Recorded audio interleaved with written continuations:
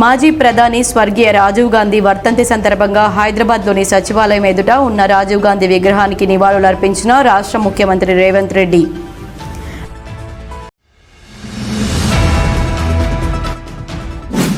Ramagundam lorry association ఆందోళనకు దిగివచ్చిన HKR యాజమాన్యం. Ramagundam toll plaza వద్ద అన్లోడింగ్ లారీకి టోల్ ఫీజు 759 నుండి 152 రూపాయలకు తగ్గింపు.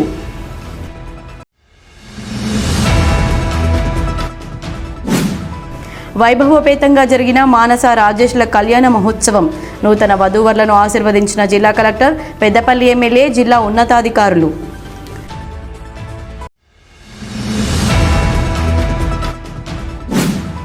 రామగుండం రీక్రియేషన్ క్లబ్ వారు మండుటెండలో అవసరాల నిమిత్తం బయటకు వచ్చే వారి దాహార్తిని ఉచిత మజ్జిగ పంపిణీ ద్వారా తీర్చడం జరుగుతుంది. రామగుండం రీక్రియేషన్ క్లబ్ అధ్యక్షుడు బల్మూరి అమరేందర్ రావు వెల్లడి.